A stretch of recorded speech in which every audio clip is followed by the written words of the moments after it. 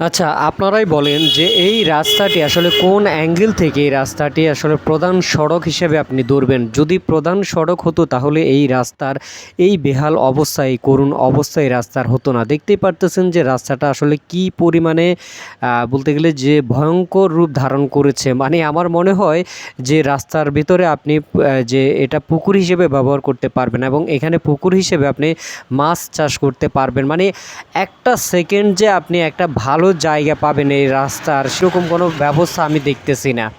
তো এই জায়গাটা যারা চেনেন না তাদের উদ্দেশ্যে বলতেছি যে এটা হচ্ছে মুসাফর বাংলা বাজার থেকে একটু পশ্চিমে গেলেই একটি থানার হাট নামের একটি জায়গা পড়ে, যেটা রামপুর মুসাফর বর্ডার হিসেবে ধরা হয়। তো এই রামপুর মুসাফর বর্ডার থানার হাটের যে এই যে করুণ অবস্থা, এটা সম্ভবত এখানে যারা কর্তৃপক্ষ আছে তারা তারা মনে হয় না যে এটা দেখে। যদি এটা দেখতো তাহলে এটার এই অবস্থা হতো না। দেখেন, এই রাস্তাটা একটু ভাঙা ছিল সেটা মানা যায়, কিন্তু কাজের নামে এই রাস্তাটা আরও মনে করেন যে বর্তমানে পরিস্থিতি আরও খারাপ করে ফেলেছে। কয়েকদিন কাজ করার পরে রাস্তাটা আসলে এইভাবে ফেলে রেখেছে, কোনো রকম কাজ করতেছে না। এখান দিয়ে আসা যাওয়া যারা করে, যারা বিশেষ করে এখান দিয়ে ড্রাইভ করে, বলতে গেলে যে তারা যে কতটা ভোগান্তিতে পড়েছে, কতটা ভোগান্তিতে আছে, যেটা আসলে বলে বোঝানো সম্ভব না। সেই সাথে সাথে এখানে আরও অনেক সমস্যা, বিশেষ করে যে গাড়িগুলো এখান দিয়ে আসা যাওয়া করে তারা প্রতি জনপ্রতি 5 টাকা 10 টাকা করে বেশি নিচ্ছে,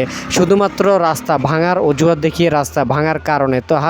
তাহলে এখানে সর্বসাধারণ যে মানুষগুলা তাদের আসলে কি হচ্ছে বা তারা কতটা ভয়ঙ্কর পরিস্থিতিতে এখন আছে এই রাস্তা দিয়ে চলাচল করতেছে, এটা আপনারা বুঝতে পারতেছেন। তা আমাদের মন্ত্রী মহোদয় বা এমপি যারা এখানে আছে যে নোয়াখালীর, তাদের উদ্দেশ্যে বলবো যে অন্তত এই রাস্তাটি মেরামত করার ব্যবস্থা করে দিন, কারণ মানুষ অনেক কষ্ট করতেছে যারা এই রাস্তা দিয়ে চলাফেরা করতেছে। ধন্যবাদ।